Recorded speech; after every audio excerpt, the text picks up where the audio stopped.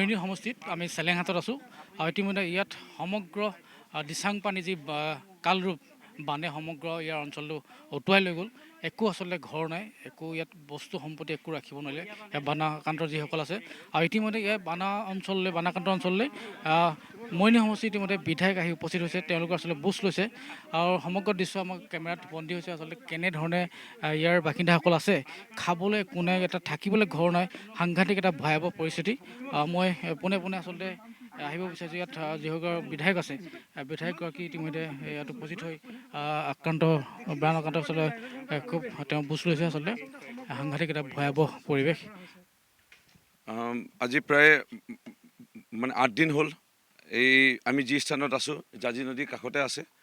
নাগালেণ্ড পাহাৰৰ পৰা নামি আহি প্ৰথমতে ৰামখাম গাঁওখনৰ পিছতে এই চেলেং অঞ্চলৰ চুমনি পথাৰ, এই অঞ্চলটো জাঁজি নদীয়ে পায়। ইয়াত যি ব্যাপক এটা পানীৰ এটা ঢৌ, নদী সোঁতেই সলনি কৰি এই গাঁওখনৰ মাজেদি গুচি গ'ল আৰু ইয়াত একোৱে নাবাচিলে, কোনো এটা ঘৰ, কোনো এটা বন্যপ্ৰাণী একোৱে নাবাছিল, সকলো উটি ভাহি গুচি গ'ল। প্ৰথমতে প্ৰাণ ৰক্ষা পৰি কাষতে থকা এখন দলঙত ৰাইজ গৈ পেলাই তাত আশ্ৰয় ল'লে। NDRFৰ পিছলৈ নাও পঠোৱা হ'ল আৰু পঠুৱাই পেলাই এই ৰাইজক উদ্ধাৰ কৰিলে। আজিৰ তাৰিখত এই জেগাত কোনোবাই যদি আহে, কোনো চকু পানী নোলোৱাকৈ কাৰো চাগে নাথাকিব, এনে এটা দৃশ্য। একেবাৰে ধ্বংস হৈ গ'ল আৰু এনেধৰণৰ বানপানী এই অঞ্চলত বা কেতিয়াবা হ'ব কোনো ভবা নাছিল। আৰু এই শান্তিপ্ৰিয় নৈখনে এনে এটা বান পৰিস্থিতিৰ সৃষ্টি কৰিলে।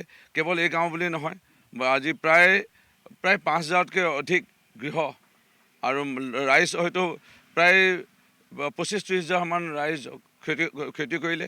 আৰু এই ঘৰসমূহ এতিয়া আমি কেনেধৰণে তেওঁলোকক ঘৰ সাজি দিব পাৰোঁ, যিসকলৰ সম্পূৰ্ণ ঘৰ পানীত উটি ভাহি গ'ল।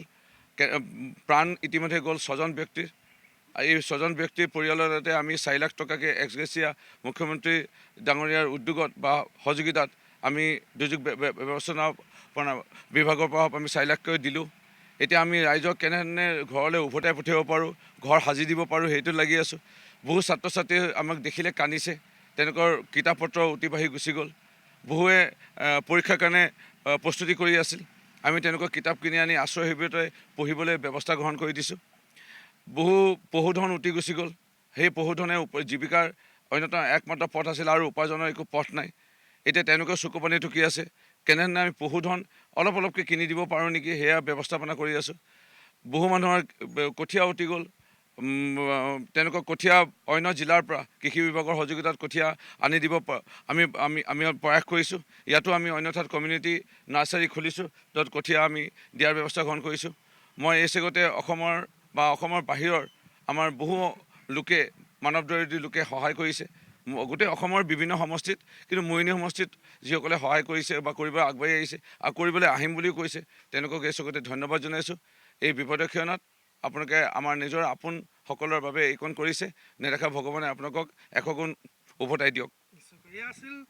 হয়, আচলতে এয়া মৰিয়নি বিধায়ক ৰূপজ্যোতি কৰ্মী আৰু জ্যোতি কৰ্মী ইতিমধ্যে তেওঁলোকৰ যি প্ৰচেষ্টা, আচলতে চৰকাৰৰ যি প্ৰচেষ্টা, প্ৰশাসনৰ যি প্ৰচেষ্টা ইতিমধ্যে তেওঁলোকে হাতত লৈছে বুলি কৈছে। আৰু ইয়াত প্ৰায় 5,000 লোকে আচলতে এই অঞ্চলত বসবাস কৰে। আৰু 5,000 লোকে সম্পূৰ্ণ এই যিমানখিনি 5,000 লোকৰ ঘৰ আছিলে, সম্পূৰ্ণ ঘৰ আচলতে নদীত উটি গুচি গ'ল, সম্পূৰ্ণ বানপানীত উটি গ'ল। আৰু মৰিয়নি সমষ্টিত আচলতে 6জনকৈ ব্যক্তি ইতিমধ্যে বানত উটি গ'ল।